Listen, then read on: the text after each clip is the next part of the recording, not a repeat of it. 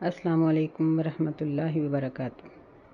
نحمدہ ونصلی علی رسولہ الکریم، اما بعد، فاعوذ باللہ من الشیطان الرجیم، بسم اللہ الرحمن الرحیم۔ آج ہم حدیث نمبر 177 پڑھیں گے، جو ایک نئے باب سے شروع ہو رہی ہے۔ باب ہے باب سترۃ المصلی، نماز پڑھنے والے کے سترے کا بیان۔ سترہ کا معنی ہوتا ہے پردے کی چیز، یعنی ایک ایسی چیز جس کو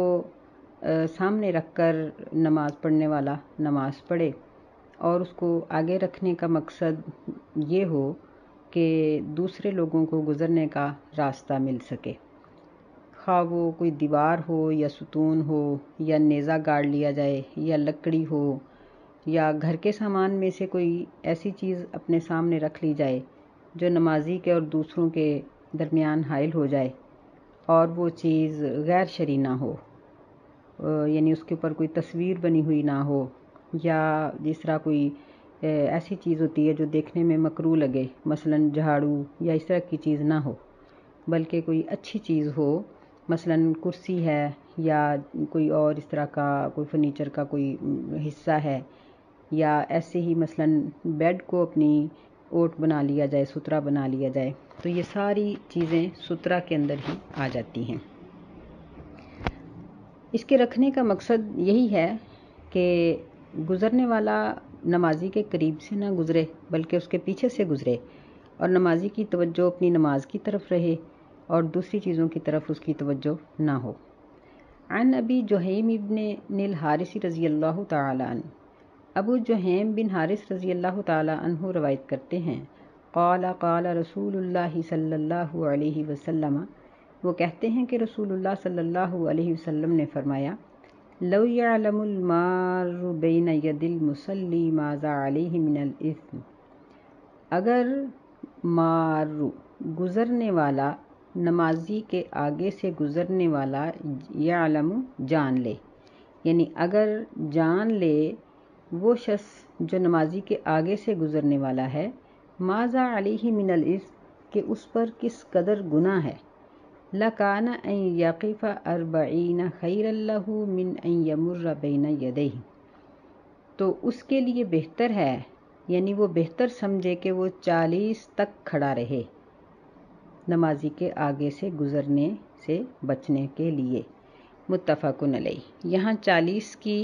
وضاحت نہیں کی گئی کہ 40 ہفتے یا سال یا دن یا گھنٹے کیا مراد ہیں، لیکن دوسری روایات سے معلوم ہوتا ہے کہ 40 سال مراد ہیں۔ متفق علیہ، اس پر بخاری اور مسلم کا اتفاق ہے، اور یہ الفاظ بخاری کے ہیں۔ ووقع فی البزار من وجہ آخر، اور بازار میں ایک دوسری روایت سے اس حدیث کو روایت کیا گیا ہے، اس میں یہ الفاظ ہیں 40 خریفاً، کہ 40 سال تک کھڑا رہے۔ خریف اصل میں ایک فصل کا نام ہے، ربی اور خریف، تو یعنی خریف کی فصل ایک ہی سال میں حاصل ہوتی ہے، جس طرح ربی ایک سال میں ایک دفعہ حاصل ہوتی ہے، تو خریف بول کر یہ مراد اس سے لی گئی ہے کہ سال، یعنی 40 سال تک کھڑا رہے تو اس کو گزرنے سے بہتر محسوس ہو، کیونکہ گزرنے کا گناہ بہت زیادہ ہے اور کھڑا ہونے کی تکلیف تھوڑی ہے۔ یہ دوسری حدیث ہے عائشہ رضی اللہ تعالی عنہا سے، وعن عائشہ رضی اللہ تعالی عنہا قالت، وہ کہتی ہیں، سئل رسول اللہ صلی اللہ علیہ وسلم فی غزوۃ تبوک عن سترۃ المصلی، نبی صلی اللہ علیہ وسلم سے سوال کیا گیا غزوہ تبوک کے موقع پر نمازی کے سترہ کے بارے میں۔ فقال، نبی علیہ السلام نے فرمایا، مثل مؤخرۃ الرحل، کہ اونٹ کے اوپر جو پالان رکھا جاتا ہے اس کے پچھلے حصے کی اونچائی کے برابر۔ اس حدیث کو امام مسلم رحمۃ اللہ علیہ نے روایت کیا ہے۔ جنگ تبوک یہ حجاز کے شمال میں فلسطین کے قریب ایک جگہ ہے۔ مسلمان یہاں رومیوں کے خلاف جنگ لڑنے کے لیے گئے تھے، لیکن الحمدللہ کہ جنگ کی نوبت نہیں آئی تھی، اور مسلمان یعنی وہ لوگ بھاگ گئے تھے، جس کی وجہ سے مسلمانوں کی یہ فتح تھی اور مسلمان بخیر و عافیت واپس آ گئے تھے۔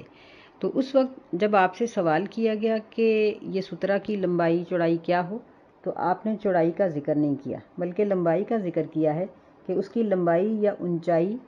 وہ کجاوے کی آخری لکڑی کے برابر ہو۔ یہ بعض محدثین نے اس کو تقریباً 1.5 فٹ کی لمبائی کہا ہے، یعنی وہ تقریباً اس کی آخری لکڑی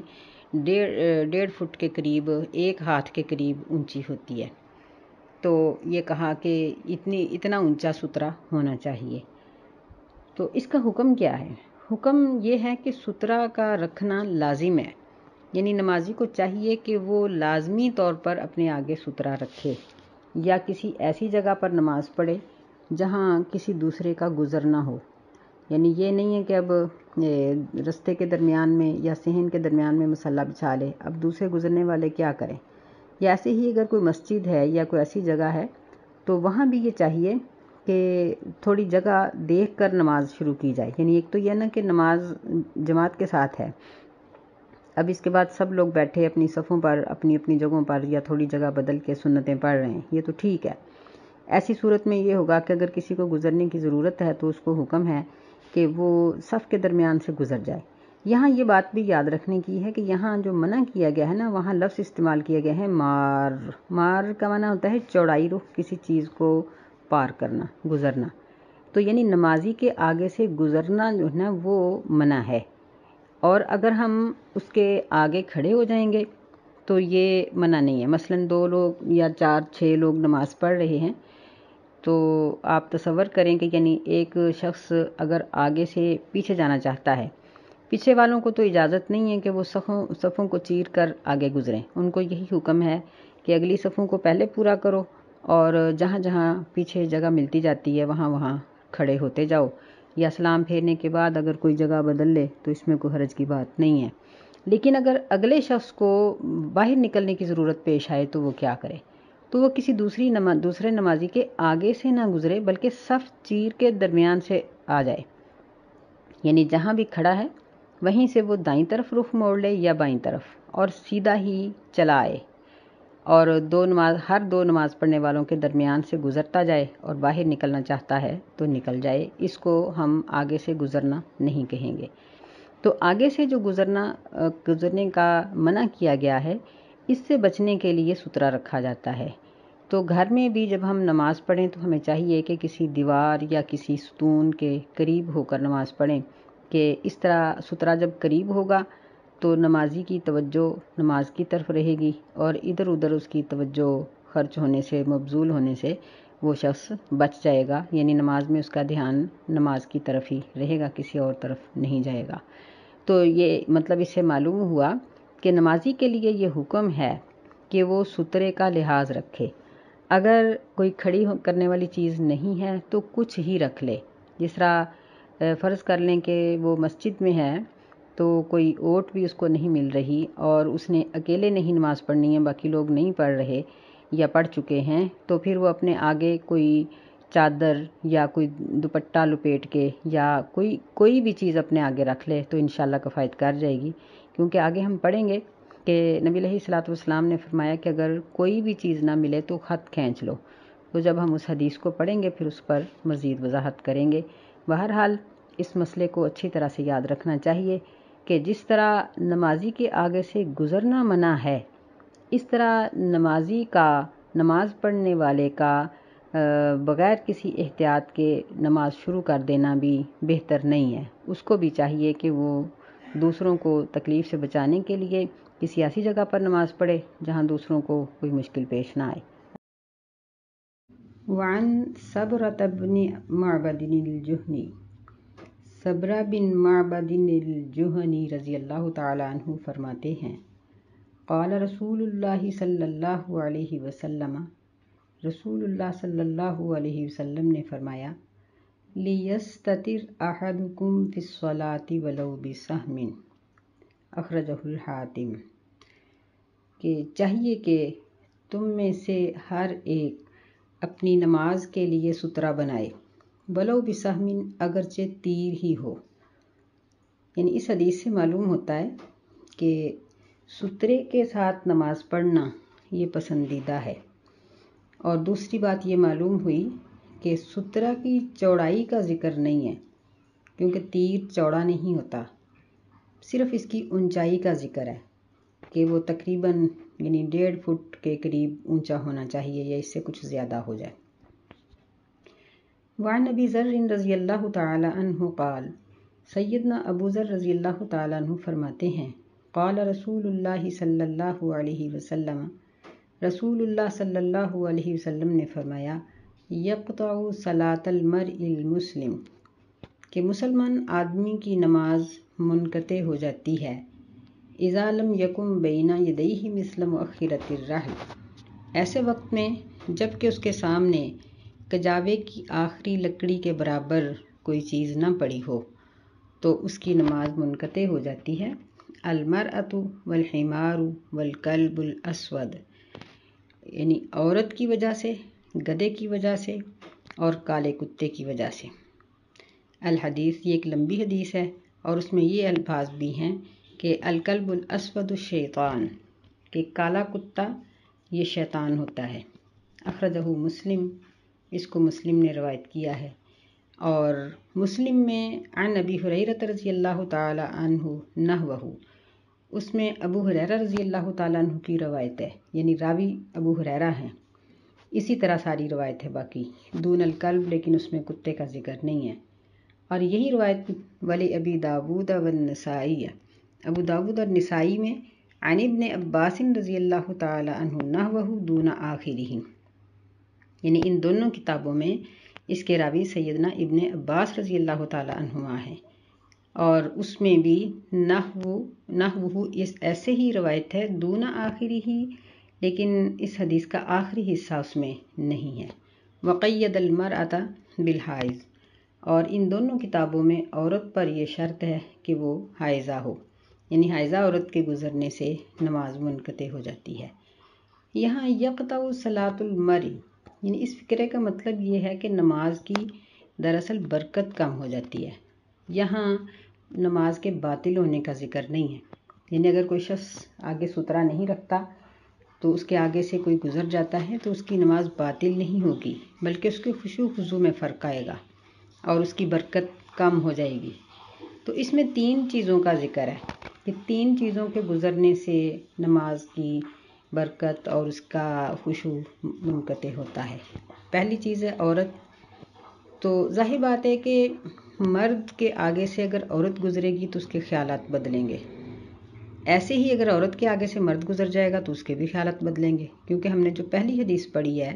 اس میں مذکر کا صیغہ ہے کہ یعنی کوئی بھی مرد، کوئی شخص کسی کے آگے سے گزرتے ہوئے اگر سوچ لے کہ اس کا کتنا گناہ ہے تو وہ 40 سال تک کھڑا رہے۔ تو یہاں یہ مطلب نہیں ہے کہ عورت کوئی ایسی جنس ہے کہ اس کے گزرنے سے خشیت میں کمی آتی ہے، مطلب یہ ہے کہ جب کوئی بھی عورت کسی مرد کے پاس سے گزرے گی تو یقیناً اس کی توجہ اس کی طرف جائے گی۔ اور گدھے کو اس لیے کہا کہ یہ ٹانگ مار دیتا ہے، اور اس وقت جس طرح ہمارے عام طور پہ سائیکل استعمال کیا جاتا ہے، اس وقت گدھے کی سواری عام استعمال کی جاتی تھی، جبکہ یعنی گدھے کو ہی لوگ کھلا چھوڑتے تھے۔ گھوڑا اور اونٹ یہ بھی سواری کے لیے استعمال ہوتے تھے، لیکن یہ کھلے نہیں چھوڑے جاتے تھے کہ یہ نمازی کے آگے سے گزریں۔ چھوٹے گدھے چھوٹے بچوں کی سواری کے لیے، یا مرد لوگ بھی بعض اوقات اگر کوئی ہلکا پھلکا مرد ہو تو چھوٹے گدھے پہ سوار ہو جاتا تھا، اور پھر اس پر سے جب اترتے تو ان کو باندھنا بھی اتنا ضروری نہیں سمجھتے تھے۔ اور کتا، کالا کتا، اس کی آگے وضاحت آ گئی ہے کہ اس میں شیطان ہوتا ہے، یعنی یہ دوسرے کتوں کی نسبت یہ زہریلا بھی ہوتا ہے کچھ، اور یہ یعنی شیطان اس کے ساتھ ہوتا ہے، یا اس شیطان اس کو اس چیز پہ آمادہ کر دیتا ہے کہ وہ نمازی کو نقصان پہنچائے، اور نماز پڑھنے والا بھی خوف محسوس کرتا ہے۔ تو اس لیے فرمایا کہ یہاں یعنی اس حدیث میں 3 چیزوں کا ذکر ہے، اور اگر ہم پہلی حدیث کو دیکھیں تو اس میں مرد کا بھی ذکر ہے کہ کوئی مرد کسی نمازی کے آگے سے نہ گزرے، کہ اس کے گزرنے سے یعنی اس کو اتنا سخت گناہ ہوگا، اور ظاہر ہے کہ نمازی کی نماز جو ہے وہ اس میں انقطاع آ جائے گا، کیونکہ حدیث میں ذکر ہے کہ جب بندہ نماز پڑھتا ہے تو اللہ تعالیٰ کی رحمت اس کی طرف متوجہ ہوتی ہے، اور جب سترہ آگے رکھا جاتا ہے تو اس کا مقصد یہ ہوتا ہے کہ ایک حد بندی ہوتی ہے کہ یہاں تک یہ حد معین ہے کہ نمازی یہاں تک اپنی جگہ کو استعمال کرے گا۔ ظاہر ہے کہ سجدے کے آگے کی جگہ کی طرف تو وہ نماز کی حالت میں نہیں جائے گا، اس لیے آگے سترہ رکھنے کا حکم ہے۔ تو اگر کوئی شخص اس کے اور سترے کے درمیان سے گزرے تو اس کو بھی روکنے کا حکم ہے۔ یہ اگلی حدیث آ رہی ہے اور اس میں اس چیز کا تذکرہ کیا گیا ہے کہ اگر کوئی شخص نماز پڑھ رہا ہے اور اس نے سترہ بھی رکھا ہوا ہے، لیکن کوئی شخص اس کے اور سترے کے درمیان سے گزرنے کی کوشش کرتا ہے تو وہ اس کو روکے۔ اس حدیث سے بھی یہ معلوم ہوتی ہے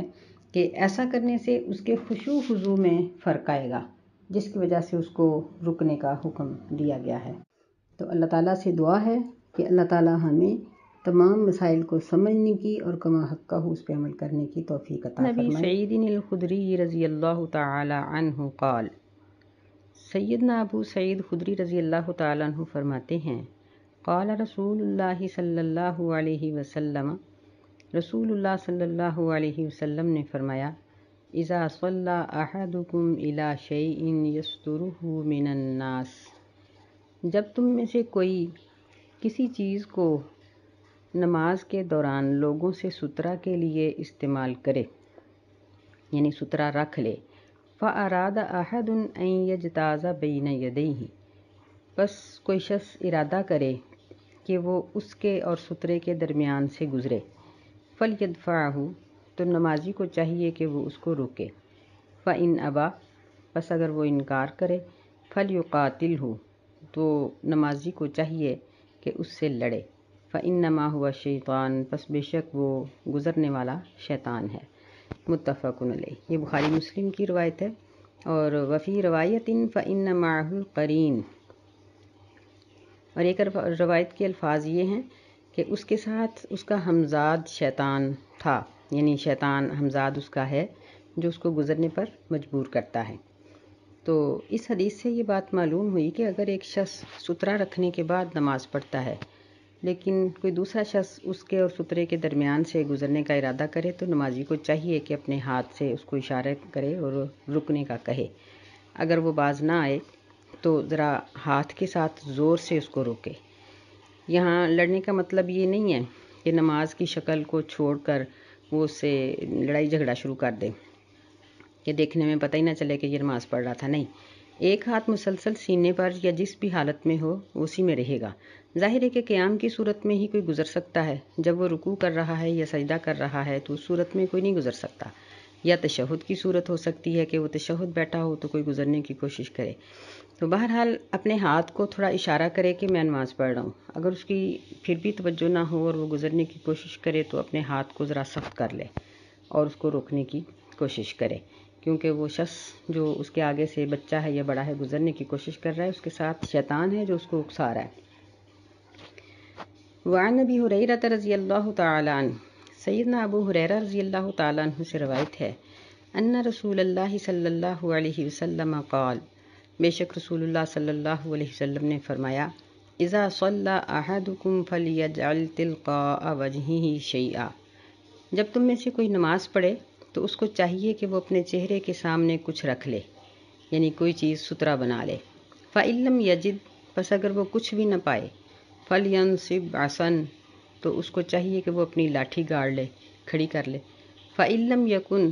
پس اگر اس کے پاس لاٹھی بھی نہیں ہے، فَلْيَخُطَّ خَطًّا، تو اس کو چاہیے کہ وہ خط کھینچے، خط کھینچنا، ثُمَّ لَا يَضُرُّهُ مَن مَّرَّ بَيْنَ يَدَيْهِ، پھر اس کو آگے سے گزرنے والا نقصان نہیں دے گا، یعنی پھر اس کے خشوع خضوع میں کمی نہیں آئے گی۔ اخرجہ احمد، اسے احمد نے روایت کیا ہے، ابن ماجہ اور ابن ماجہ نے، وصححہ ابن حبان، ابن حبان نے اس روایت کو صحیح کہا ہے، ولم یصب من زعم انہ مضطرب بل ہوا حسن، جن محدثین نے اس حدیث کو مضطرب کہا ہے وہ ٹھیک نہیں ہے ان کی رائے، بلکہ یہ حسن درجے کی حدیث ہے، یہ صاحب کتاب امام ابن حجر رحمہ اللہ علیہ فرما رہے ہیں۔ تو اس حدیث سے یہ معلوم ہوا کہ ہر چیز کا سترہ بنایا جا سکتا ہے، یعنی کوئی ایسی چیز نہ ہو جو گندگی یا کوئی برائی میں شمار کی جاتی ہو، مثلا جوتا آگے رکھ لینا یا اس طرح، تو یہ نہیں، بلکہ اچھی چیزوں میں سے کوئی پاکیزہ چیزوں میں سے کچھ بھی رکھا جا سکتا ہے۔ اگر کوئی چیز بھی میسر نہ ہو تو خط کھینچ لیں۔ خط کے بارے میں بعض نے کہا ہے کہ قبلہ رخ، یعنی جس طرح نماز پڑھنے والا کھڑا ہے اسی طرح سے کھینچے۔ بعض نے کہا ہے کہ دائیں بائیں کھینچے۔ بعض نے کہا ہے کہ وہ ہلالی صورت میں، یعنی جیسا چاند گول ہوتا ہے نا، اس طرح گلائی میں وہ لائن کھینچ لیں۔ تو بہرحال اپنا کوئی کپڑا، دوپٹہ، ٹوپی، کوئی چیز بھی آگے رکھ لی جائے تو انشاءاللہ کافی ہوگی، لیکن ایسی صورت میں کہ جب کوئی کھڑی کرنے والی چیز میسر نہ ہو۔ اگر کھڑی کرنے والی کوئی چیز میسر ہو تو بھی سستی کی وجہ سے ایسا نہ کیا جائے۔ وعن ابی سعید الخدری رضی اللہ تعالیٰ عنہ، سیدنا ابو سعید خدری رضی اللہ تعالیٰ عنہ سے روایت ہے، قال، وہ کہتے ہیں، قال رسول اللہ صلی اللہ علیہ وسلم، رسول اللہ صلی اللہ علیہ وسلم نے فرمایا، لا یقطع الصلاۃ شیء، نماز کو کوئی بھی چیز منقطع نہیں کرتی، وادرؤوا ما استطعتم، اور آگے سے گزرنے والوں کو روکو، ما استطعتم، جتنی بھی تم طاقت رکھو۔ اخرجہ ابو داود، اس کو ابو داود نے روایت کیا ہے، وفی سندہ ضعف، اور اس کی سند کمزور ہے۔ تو بہرحال اس حدیث سے بھی اور باقی حدیث سے بھی یہ بات معلوم ہوتی ہے کہ اگر کوئی گزر جاتا ہے تو نماز باطل نہیں ہوتی، بلکہ اس کے خشوع و خضوع میں کمی آ جاتی ہے۔ اس لیے نبی صلی اللہ علیہ وسلم کا فرمان ہے کہ نماز کے لیے یا تو سترہ بنا لو، یا کسی دیوار کے پاس ہو کے نماز پڑھو، کسی ستون کو اپنے آگے کر لو۔ اور پھر یہ بھی ایک مسئلہ اس میں یاد رکھنے کا ہے کہ جس چیز کو ہم سترہ بنائیں، مثلاً ستون ہے یا کوئی چیز ہم نے اپنے آگے کھڑی کی ہے، چیئر رکھی ہے یا پیڑھی رکھی ہے، کوئی چیز بھی رکھی ہے، تو اس کو بالکل سامنے نہ رکھا جائے کہ کوئی دوسرا دیکھنے والا یا غیر مسلم یہ سمجھے کہ شاید یہ اس کو سجدہ کر رہے ہیں، بلکہ احادیث سے یہ بات ثابت ہے کہ سترہ یا دائیں کندھے کی طرف ہو یا بائیں کندھے کی طرف ہو، کہ دیکھنے والا یہ محسوس کرے کہ یہ چیز اس نے ارادتاً سجدے کے لیے نہیں رکھی۔ اپنے آپ کو تو پتہ ہی ہوتا ہے نا کہ ہم اس کو سجدہ نہیں کر رہے بلکہ اللہ کو کر رہے ہیں، لیکن بعض دفعہ کوئی بچہ یا کوئی غیر مسلم دیکھے تو وہ یہ محسوس نہ کرے کہ یہ اس کو سجدہ کر رہے ہیں۔ اس طرح سے یعنی سترہ کو تھوڑا دائیں جانب یا بائیں جانب کر لیا جائے، یہ بھی سترے کے احکامات میں یہ چیز شامل ہے۔ اور ہمیں یعنی آزادانہ جہاں دل چاہا وہاں نماز پڑھ لی۔ ہاں البتہ اگر کوئی شخص کسی جگہ پر بالکل اکیلا ہے تو پھر اس کو اختیار ہے کہ وہ اس طرح جہاں بھی چاہے نماز پڑھ سکتا ہے، لیکن پھر بھی کیونکہ شیاطین تو ہر جگہ پر موجود ہوتے ہیں، اور نبی علیہ الصلوۃ والسلام کا حکم ہے کہ سترہ رکھو تو سترہ رکھ ہی لینا چاہیے، چاہے آگے سے کوئی گزرنے والا ہو یا نہ ہو۔ دیوار کو بنا لیں، ستون کو بنا لیں سترہ، یا کسی اور چیز کو۔ خاص طور پر مساجد میں جب ہم نماز پڑھنے کے لیے جاتے ہیں تو اکثر خواتین کو دیکھا جاتا ہے کہ فرض نماز تو سب نے اکٹھے پڑھنی ہوتی ہے، بعد میں جب سنتیں پڑھی جاتی ہیں یا پہلے نوافل پڑھے جاتے ہیں تو وہ بلا امتیاز جہاں دل چاہتا ہے نماز شروع کر لیتی ہیں۔ حالانکہ یہ لحاظ رکھنا چاہیے کہ جس طرح جمعے کی نماز پڑھی جاتی ہے اور بعد میں سنتیں پڑھنی ہوتی ہیں، تو پتہ ہے کہ سب لوگ سنتیں پڑھنے کے بعد گزریں گے، یا تو فوراً پڑھ لیں، یا پھر اگر ہم لیٹ ہو جائیں تسبیح و تحمید کے بعد کچھ ٹھہر کے سنتیں پڑھنی شروع کریں تو پھر تھوڑا سا اپنی جگہ کو بدل لیں اور کسی محفوظ جگہ پر ہم نماز پڑھیں، تاکہ کسی دوسرے کو بھی مشکل نہ آئے اور ہمیں بھی پریشانی نہ ہو، یا آگے سترہ رکھ لیں، دونوں میں سے کوئی ایک صورت بھی ہو سکتی ہے۔ تو یہ بھی یعنی جو نماز کو خوبصورت بنانے والی اور اس کے خشوع و خضوع میں اضافہ کرنے والی چیزیں ہیں، ان میں سترے کا حکم بھی شامل ہے۔ اللہ تعالی ہمیں سمجھنے کی توفیق دے۔ السلام علیکم ورحمۃ اللہ وبرکاتہ۔